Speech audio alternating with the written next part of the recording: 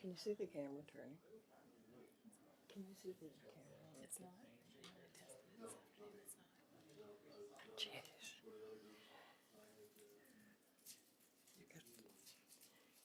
You got 6? Okay.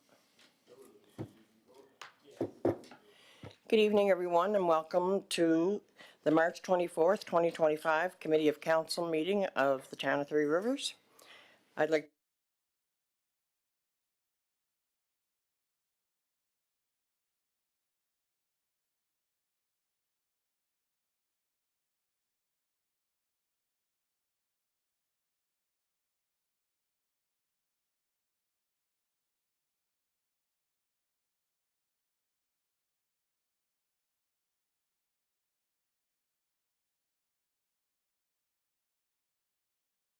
sorry.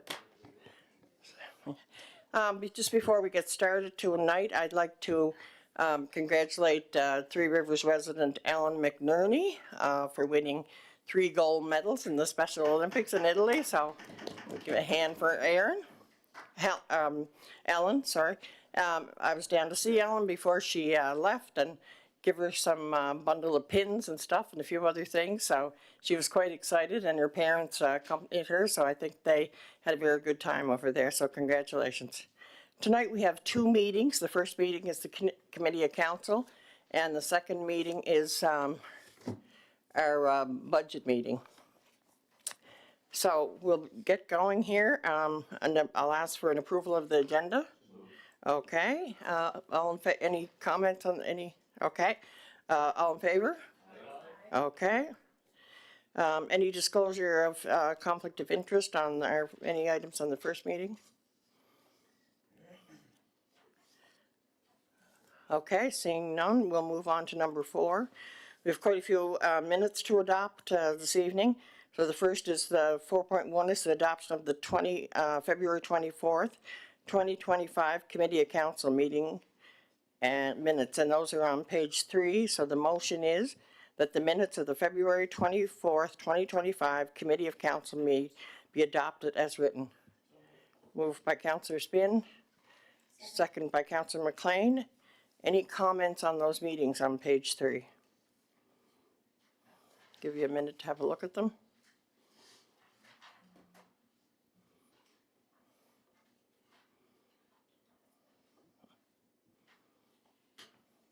Okay, hearing none, all in favor? Okay, 4.2 is the adoption of the February 24th, 2025 COC special budget meeting minutes on page 6. If everybody would like to have a look at those and any comments. I guess I need the motion first. So the motion is that the minutes of the February 24th, 2025 Committee of Council special budget meeting be adopted as written. Okay, did you get that? Cody and Ann, yep. Okay, if we don't have any comments on those, all in favor? Aye. Okay, motion carried. 4.3 is the adoption of the March 3rd, 2025 COC special budget minutes. So the motion is that the minutes of the March 3rd, 2025 Committee of Council special budget meeting be adopted as written. Moved by Councillor Spinn, second by Councillor McDonald. Those minutes are on page 10 if you would like to have a quick look at them.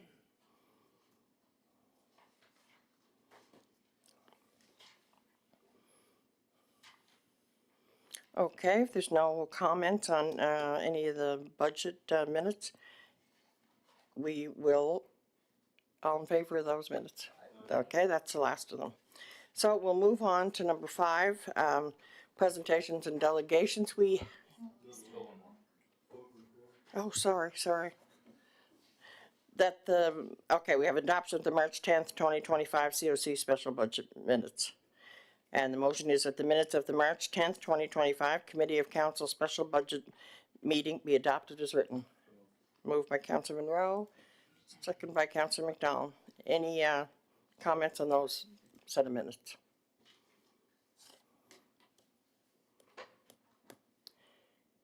Okay, hearing none, all in favor? Okay, motion carried. Now we're down to 5. I was trying to rush through that one. So we don't have any speakers tonight, but we do have a presentation from the museum. Okay, you'd like to come forward, come to the podium. We have this. Yeah.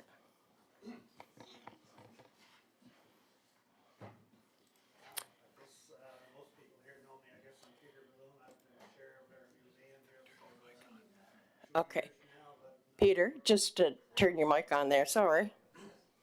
Yeah, and I'll turn mine off. I guess most of you guys know me here anyways. I'm Peter Verloon. I've been on the board of directors for our museum here for about 6 years, and I've been the chairman here for the last 2. The young lady on my right here is Kiara Higgins. She's just joined the board here last year, and she's risen up through the ranks very, very quickly, so we've come to rely on her quite a bit. We've gone through a process where we had a strategic plan, and it really, really opened our eyes up to our strengths and weaknesses and opportunities. And I guess most of you guys have seen this. I'm the only guy here with a sign, but this is our new sign here. So, Martina? So, and I'll let you take it from here, Kiara. Sure. We have a PowerPoint presentation. Good evening. My name is Kiara Higgins, and I'm the recording secretary at the Garden of the Gulf Museum and Artifactory. It has been my pleasure to be a member of the executive throughout these past 6 months, especially through the strategic planning process. This presentation will outline the key takeaways from the strategic plan, as well as our progress and future goals. I thought I would start this presentation with a bit of a personal anecdote. This photo is from my first visit to the Garden of the Gulf Museum in 2022. I was doing some historical research and program development with Confederation Center of the Arts, and we toured around almost 20 small community museums and heritage spaces on PEI. I was totally enthralled by this part of the museum's collection, and I believe that it summarizes the cultural connection between the museum and the community and landscape that surrounds it. The passion that this museum has for its community blew me away, and I'm thrilled to be a part of it. Firstly, I would like to thank Town Council for your years of support, and we are grateful for your encouragement as we begin this journey. Three Rivers is where history is made, and we are so aligned in our goals of celebrating the history and future of Three Rivers. Our strategic planning process began on September 30th and concluded on January 7th. We completed 8 interactive sessions, and our efforts culminated in our first Artifactory open house, which allowed us to live our new mission and vision. Like you, we wanted to expand our reach beyond the borders of Montague and into the rest of Three Rivers. Our new mission and vision reflects this pursuit and a more active role in managing the history of Three Rivers. Our values were also formalized through this process, focusing on pride and active urban-rural community engagement and participation. We feel this was exemplified in our Artifactory open house, which welcomed over 200 people. We solicited a number of new volunteers and 2 new board members, Dawn and Cameron. We recruited many new newsletter subscribers, and our first newsletter went out in February. And for those of you who couldn't make it, here's a little video. If I can play it.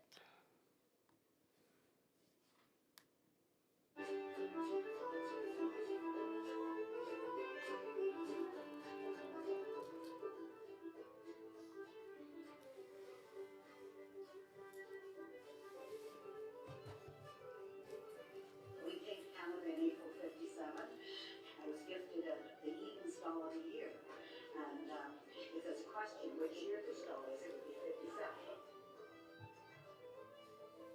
Thank you, Laura. A design that helped build the artifact. A wonderful, wonderful. I have not seen as many people as this one.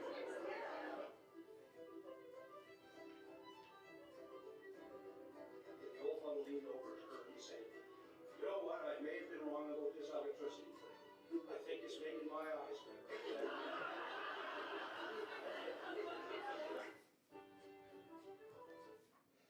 Central to understanding both the current situation and the way forward for the museum, the strategic planning session began with an assessment of the organization through a SWOT analysis.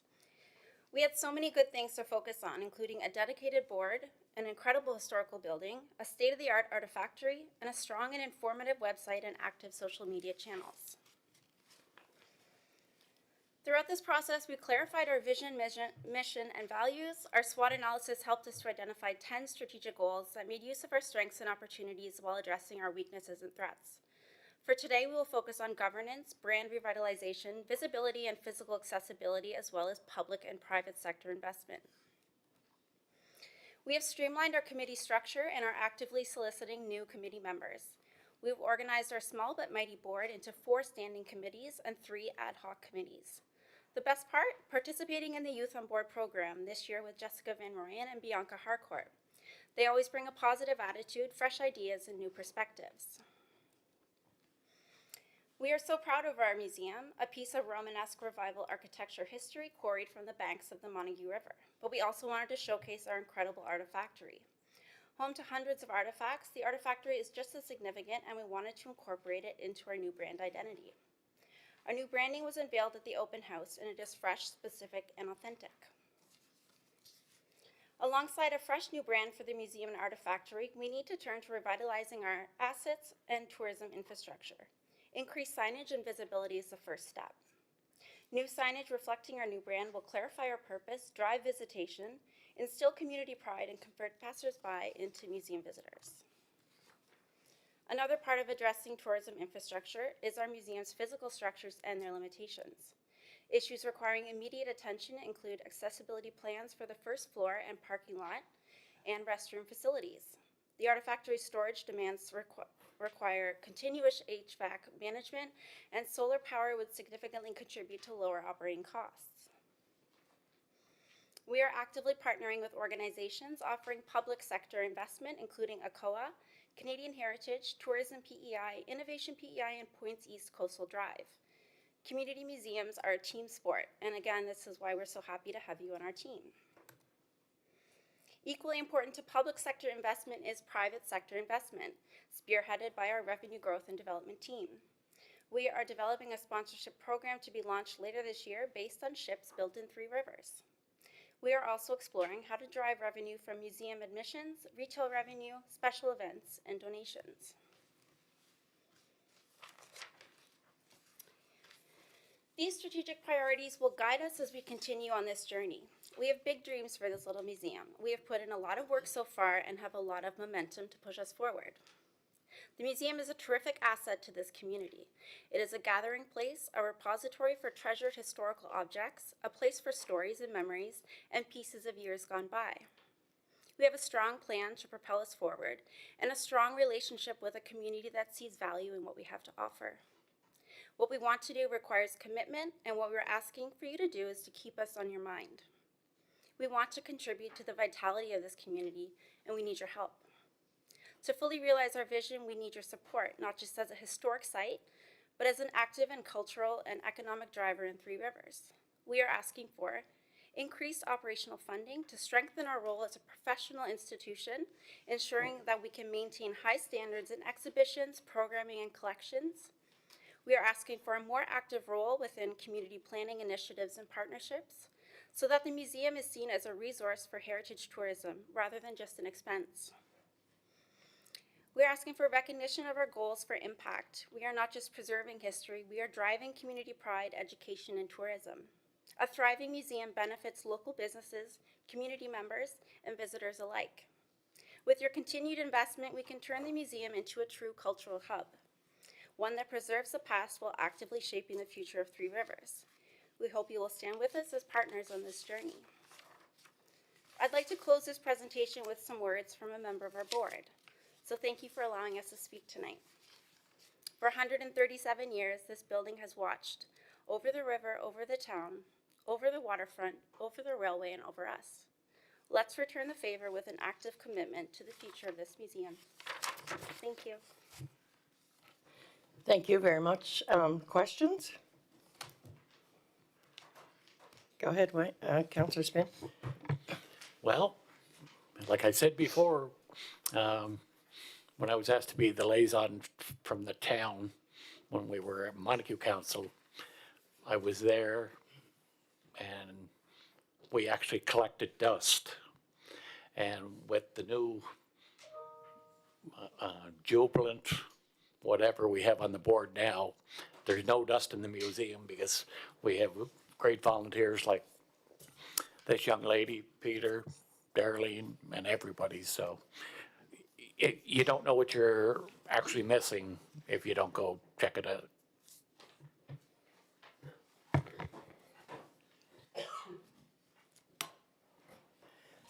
I just want to congratulate you and on all the work you and your board have done. I attended your annual meeting and I saw the enthusiasm and the new members, and it was great. And yes, quite often we do take that 137-year-old structure for granted, and I do agree with the things you're pointing out, that we do need to pay more attention to it. It's a big part of our history here. And thank you for all your work. I think, yeah, we have a lot of momentum right now, Yep. and we're kind of ready to go. We're Yep. ready to hit the ground running this season, so it's going to be great.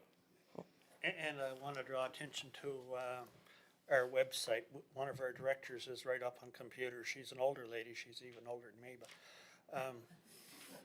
she has done terrific. She spent countless hours and hours doing the website, so it's well worth your while to click onto Garden of the Gulf Museum, Three Rivers, and read through our website. It's amazing how good it's done. Can I just ask you to do something?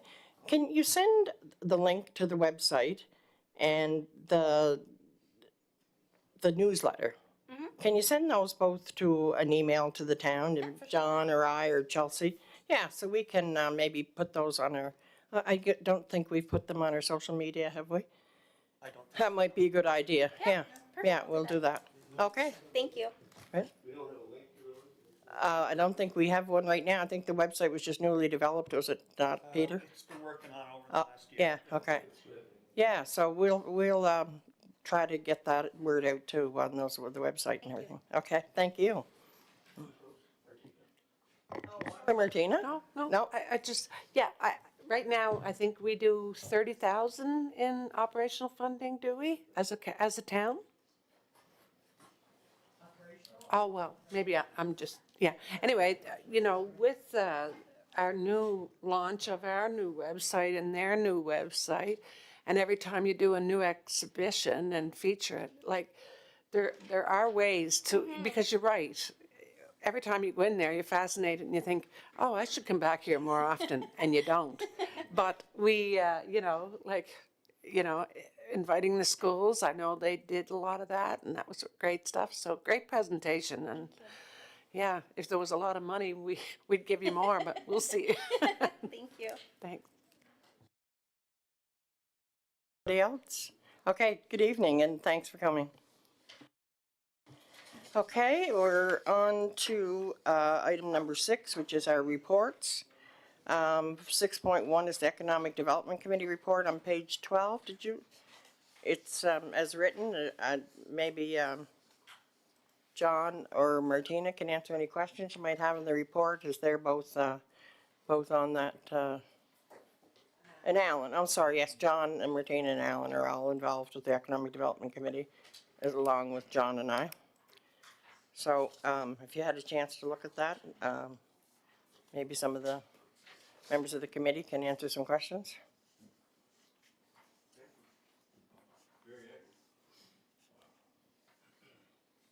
No questions? And we just had the museum presentation, no report. Oh, so, go ahead. Sorry, just a question on the social housing project. Have you got a location for that?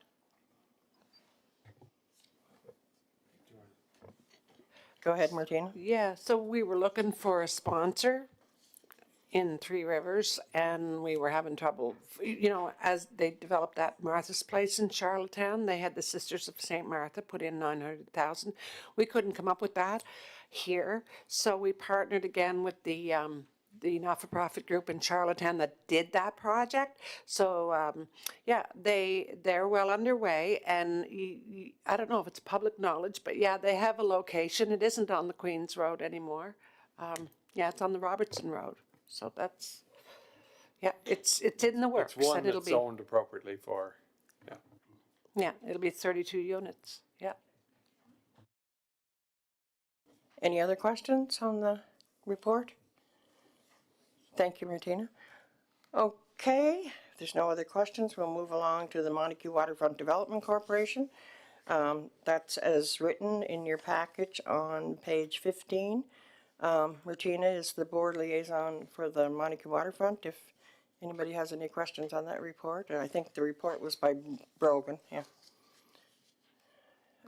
No, Brogan's not here. Go ahead, Alan. Is there much of a waiting list for doc for berths down there for locals? No, not that I'm aware of. It's not talked about a lot. I think we're able to accommodate as they come up, and if they can't fit in the Montague waterfront, then they are, often quite happy to go to the Brudenell.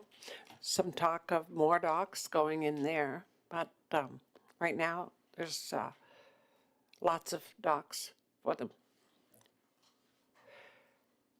Yeah, the waterfront, Brogan would be here, except he's out of the country, and Mark was the same for the Development Corporation. He's chair of that, development organization now. They're both out of the country, but yeah, the waterfront is busy and working on a website and doing all kinds. Brogan's working on all kinds of projects, like the e-bikes are coming, and they did really well last year with the canoe and kayak rentals. So there's some different things happening and new offerings. Still working, I think, with the town to do more signage. Anyway, yeah.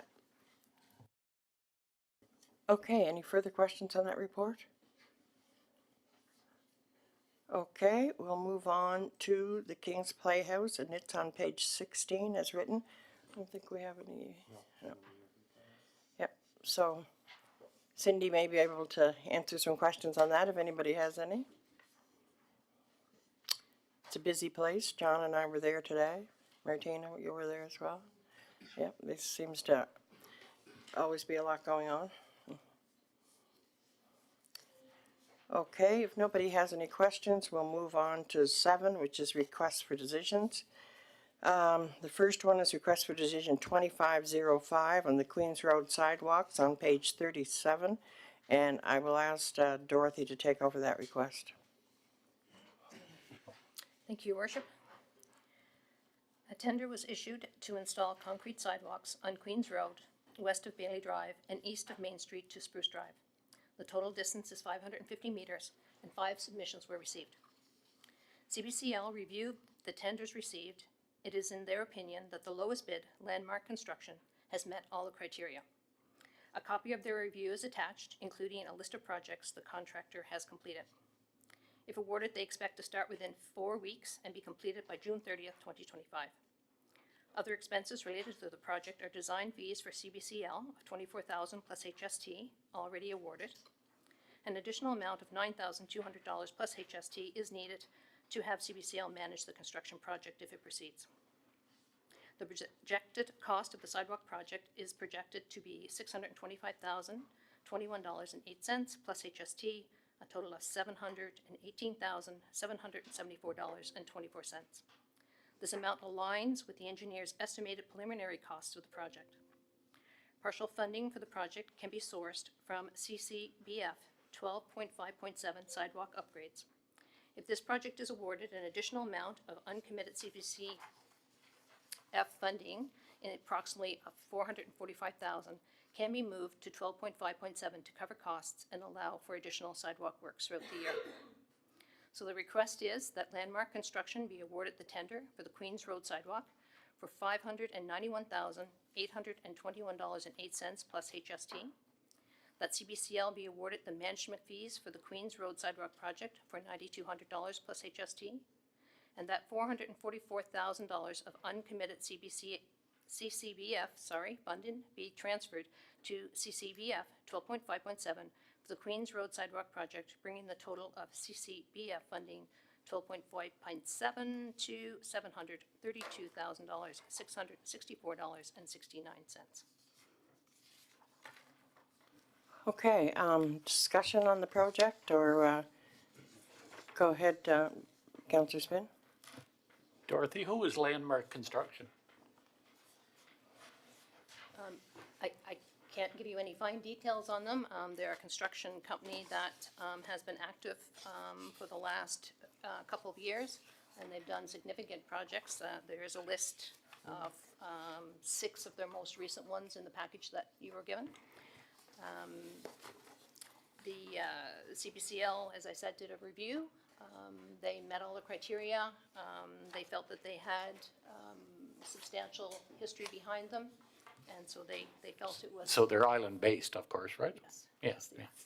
are. I mean, it's too bad. I mean, it'd be great to see us support our own local businesses, but there's quite a gap in dollars and cents there, so. Okay, anybody else, comments on the tender? Okay, are we ready to move that ahead to the next council meeting? Okay, I think I hear consensus on that, so we'll move it ahead. Okay. And our next is 7.2, request for decision 25-06, financing for the Brudenell extension, and I'll turn that over to Danielle. Thank you, Your Worship. Sorry. At the March 10th, 2025 council meeting, there was a motion made by council for the Brudenell Sewer and Water Extension Phase 2 be funded by 1.6 million from half funding and $868,824.99 from CCBF 12.5.6. The other funding stream for the total project was through ISIP. ISIP has rules that a project that is funded through this program cannot be stacked with another funding source. To meet the rules of the ISIP program, the town will need to finance the amount of $947,402 for a short term, and once the second allocation of half funding is received, it can pay off this debt. So the request is for staff to request financing options from Scotiabank for short-term financing for the amount of $947,402. Okay, discussion on that, request for decision? Go ahead, Martina. No, because it's short term, I support it. Yeah. Okay. I hear consensus to move it along? Okay. Okay, we'll move along to, I keep losing my agenda here. What did I do again? Can I just see your agenda for a minute? I don't know what I did with it. The next one is the surveillance policy. Okay.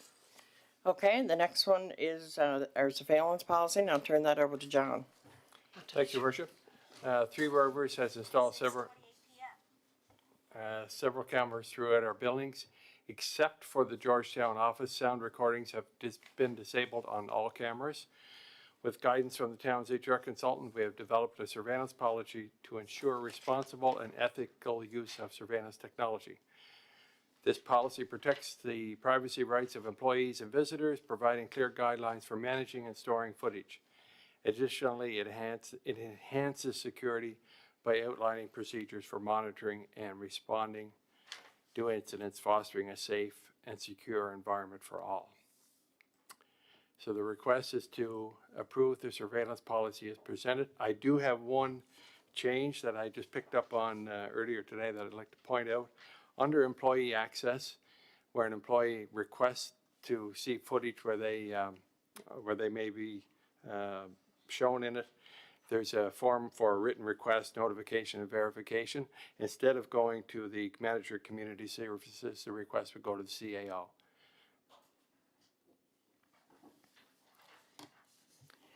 Any discussion on that policy? Go ahead, Councilor. Thank you, Your Worship. Just unfortunately, this day and age, you have to have cameras, and now we have a policy to go with it and take care of it. Okay, any other comments or discussions? We want to move this forward? Yep. Okay. The next one is 7.4, which is request for decision 2508 on surplus land sale in Georgetown, and I'll let, it's on page 52 of your package. I'll let John take that over. Okay. On August 8th, 2020, sorry. I just gotta back up here a little bit.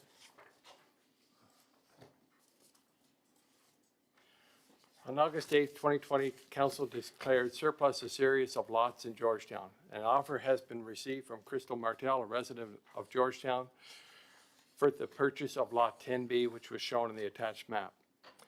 Ms. Martell has offered $5,000 for the lot. In her letter of offer, Ms. Martell indicates that she grew up in Georgetown and has resided there for the past 8 years, where her 2 children attend school. Her intention is to place a mini home on the property within the next 6 to 8 months, and this meets the development bylaw requirements. The price offered considers the need to clear the lot and backfill. An appraisal of the lot has been completed, showing a market value of $20,000, and we've attached that appraisal report.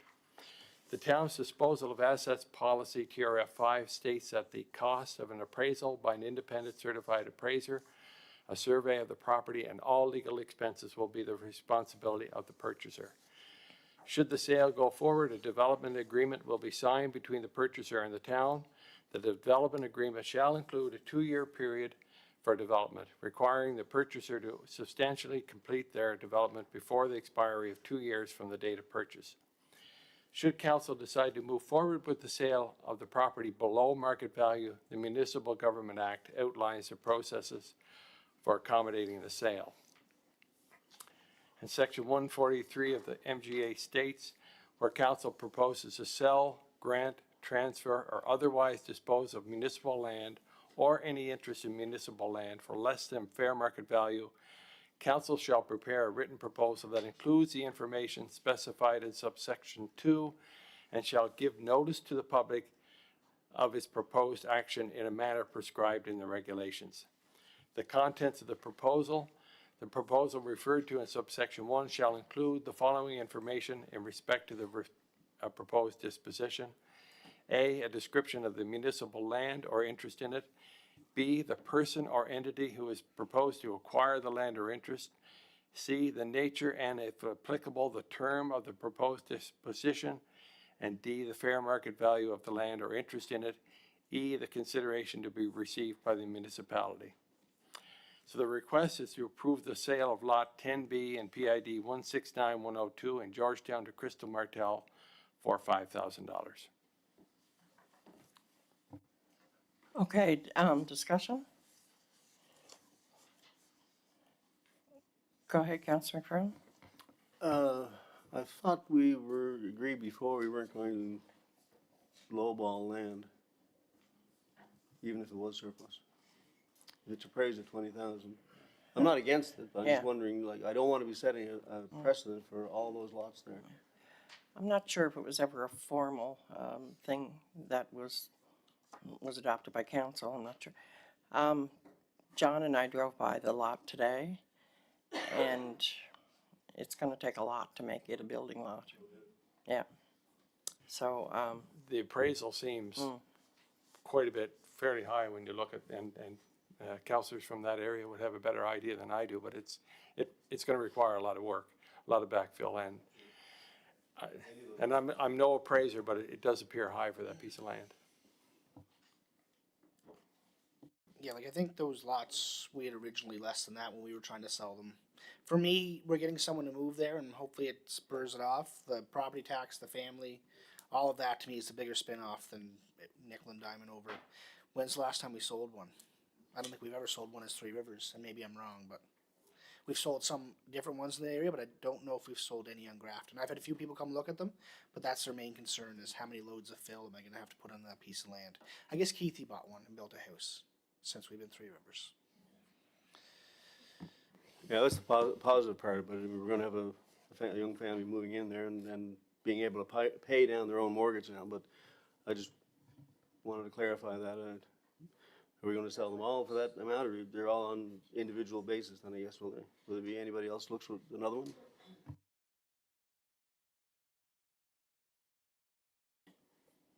yeah, I think there's an end good to the whole, scenario is that we get a family moving in there and paying taxes in Three Rivers, and yeah, so I think that's the side of we have to look at. Go ahead, Councillor Spin. I'd just like to echo the deputy mayor and Councillor McFarland's thing. To me, it's a win-win situation, right? Like, they might have a couple of kids that want to play hockey or play ball. The wife might want to become a member at the Playhouse, so I think it's a win-win, and it's great to see people want to come here to live, so. Okay, we'll move on to 7.5 is request for decision 25-09 is to repeal a tax rate groups. It's on page 74. I'll turn that over to John for discussion. Yes, we've had a request for a decision.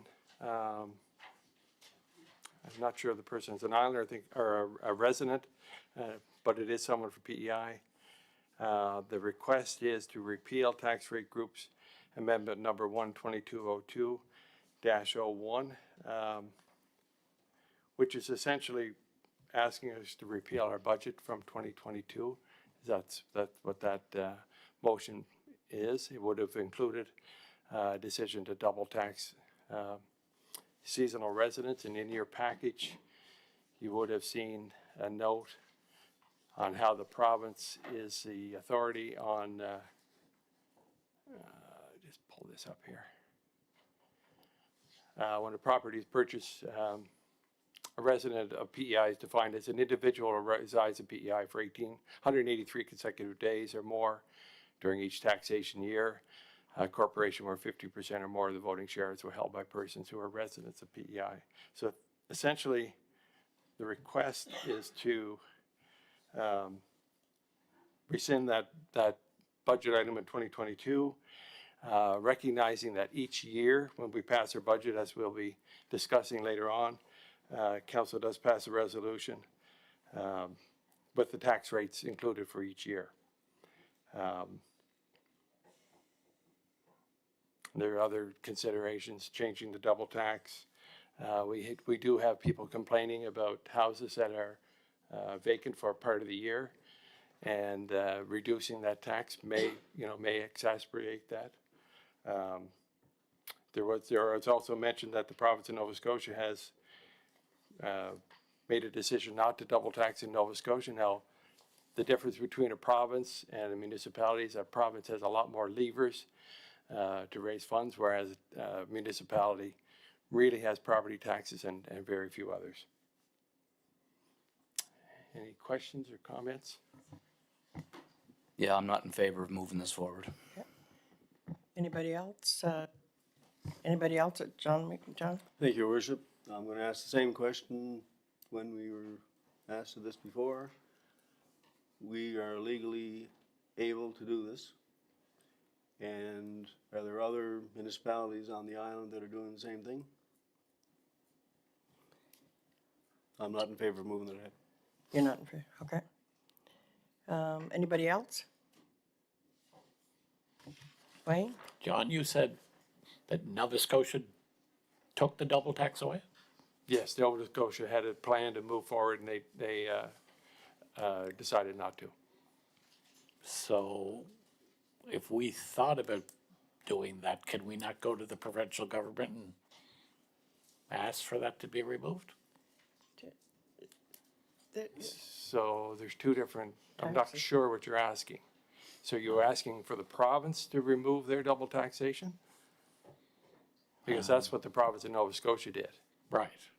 But I mean, can we ask them, can they not do it, say, just here in Three Rivers, or, you know what I mean? So you're wanting us to ask the province of PEI to make an exemption for Three Rivers compared to the rest of PEI? Well, if they're not, if nobody else is upset about it, and we have people here. We've actually only had one complaint about it, that we only hear from one person. I haven't heard from any others that have an issue with it. Okay. Thank you. Okay, any other comments? Go ahead, Cody. If we remove this forward, we wouldn't be implementing it at least until next year, right? Like, there's no way we'd be able to apply it to this budget. If you move this one forward, you're actually, if you follow the request, you're actually removing your 2022 budget.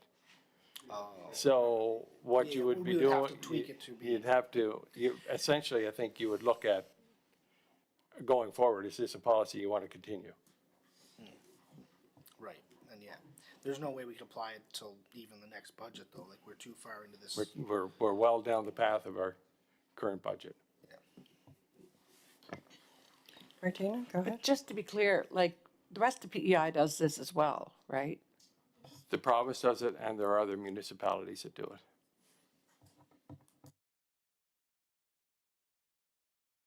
Okay, anything else? So we're not, I hear that we're not in favor of moving forward, is that what I'm hearing, or do we want to? No? Okay, so there's 3, not move it forward. Go. Okay, so, it's not going to be moved forward. Okay, I think that's all on our first meeting. Number 8 on the agenda is, an adjournment. I'll ask that the meeting be adjourned. So moved by Alan and second by John. Okay. 1 down and 1 to go.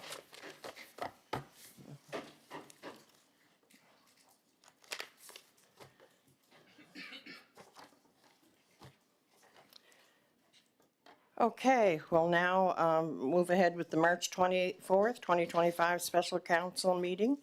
And in the spirit of reconciliation, we acknowledge that the land upon which we gather is unceded Mi'kmaq territory, Epuwic, Prince Edward Island. Mi'kmaq is covered by the historic treaties of peace and friendship, and we pay our respects to the indigenous Mi'kmaq people who have occupied this land for over 12,000 years, past, present, and future. So I'll call the meeting to order, and we'll ask for an approval of the agenda. The motion is that the agenda be approved as written. Okay, so moved by Ann, seconded by John. All in favor? Okay. We'll move ahead to disclosure of conflict of interest. Anybody in conflict on any items on tonight's budget? Yeah. Okay. We didn't have any presentations or delegations tonight, so we'll move right on to number 5, which is our financial plan. So before we do discussion, I'll ask for a motion to get the plan on the floor. So the motion is, be it resolved that the financial plan be adopted as presented with municipal property tax rates for 2025, set as indicated on the property tax schedule. That schedule is at the, so moved by Councillor Spinn, second by Councillor McLean. Okay. Okay, now we can discuss this budget. If can turn it to, may I turn it to you or Danielle? Either Danielle or I can Okay. take any questions. As you see, it includes the operational budget, capital budget, our top property tax rates, the budget for the Montacute utilities, the Georgetown utility budget, the Georgetown Fire Department budget, the Cardigan Fire Department budget, and the Cavendish Wellness Center budget.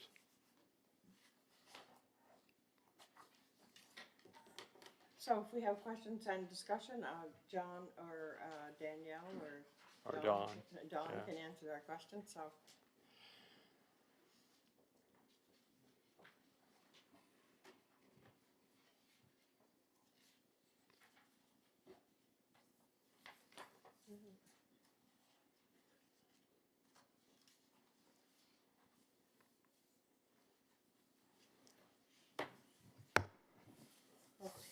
Go ahead, John. In the capital budget, and I'm gonna bring up John Beer Drive, McDonald Avenue, my resolution was for it to start in 2026. But now we're backed off to 2027. Is that will the design or the engineering be started in 2026? I think we would be looking at funding and design in 26, and the actual construction probably wouldn't happen until 27. So shovels in the ground 2027. That's what our hope would be. Okay, thank you. Martina, go ahead. Yeah, on the main budget, not the capital one. Is it okay to speak to that one? Yeah, go ahead. Okay. I just had a couple of questions. There's a grant in there for 20,000. Maybe someone can answer what that is. Operating revenue, grant in lieu, 20,000. That is the grant we get in lieu of property tax. We've always gotten that ever since I've been on council in Montague as well. It was an operating grant in lieu of all the provincial taxes that anything that's provincially owned in our area, Okay, because they maybe don't pay. you mentioned that, then I asked that same question a while ago, but I got it confused then with the operating transfer equalization, 100,000. So I thought that was the provincial, what is that? Yeah, I'll let Danielle explain it. She's clearer than me on it. The equalization comes from the province. There's quite a large formula where they determine funding for each municipality in the province. It's quite a complicated formula where they determine how much each municipality receives, if they even receive any. So that is the amount that we receive yearly, and we expect to continue to receive that, as far as we're aware. Okay. And Danielle, just the $20,000 is in lieu of taxes for It's for provincial. it's for the Kings County Memorial Hospital. Okay, yeah, I didn't know if it was just for one. I guess I always assumed it was for all of them, but anyway. Is any of the provincially owned properties in Three Rivers don't pay taxes, don't pay municipal taxes? It depends, like, so there's like schools, those like types of buildings would not. But I believe like the provincial offices do pay municipal Do tax. they pay municipal? Okay, I wasn't sure on They that. don't pay, obviously, they don't pay their provincial tax. Yeah, they'd be paying but they do themselves, pay municipal, yes, yeah. yeah. Okay, it's clearing that up. Well, I was just, thinking about it and thinking for, if this town, like, maintains sidewalks and streetlights and everything for 3 schools, a hospital, access service center, maybe they pay independently, but when I look at $120,000, like, that's a really small amount from the provincial government for the amount of work they expect this town to do on their behalf.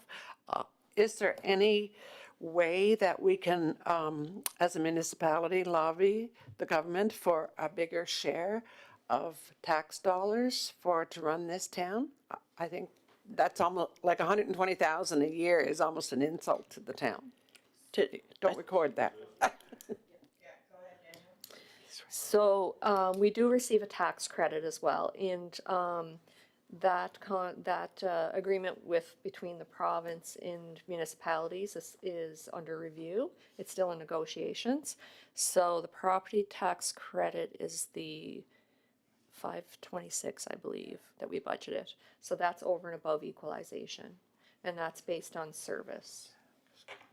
So we get so much cents for planning, so many cents for like that sort of thing. But it is an expired, it's called the Revenue Sharing Committee between the province and the municipalities, and it is expired, that agreement. It's been expired for several years, and then it was extended. I But think I asked. it is under negotiations currently, so, yeah. I think I asked this question last year, and It was still there. yeah, it's under review and under negotiations. Can we write a letter? There's meetings taking place all the time that John and you and Danielle and all the other municipalities, or all the other towns and cities, It's led by I the think, yeah. Federation of Municipalities, but Danielle and I participate in the meetings. Martina, it's a very slow process. Yeah, it's been out since what year, 2023?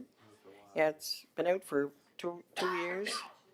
22, was it 22 or 23? So we haven't had any, we've just been going on the status quo since then. Yep. Hopefully we'll hear about it soon. Okay, any further questions? John, go ahead. Well, bring up the 20,000 from the hospital again, because I've been in this chair for 21 years and it has never changed. And we've met with the Minister of Finance numerous times, but something's got to, like, it's, I mean, they put $1.5 million into this building over here the last 2 years. So some part of that revenue sharing has to change in that respect. Yeah, I'm not privy to the negotiations just in general, from what I hear at the PEIFM, but I thought they were getting closer maybe. Okay, other questions?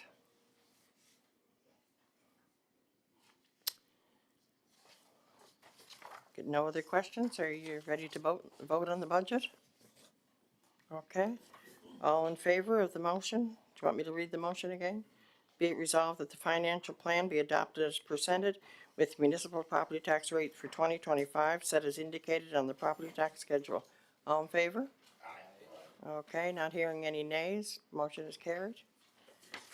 Okay, and another adjournment. So I'll ask that the meeting be adjourned. Okay, moved by Alan, second by Cody. Okay, thank you.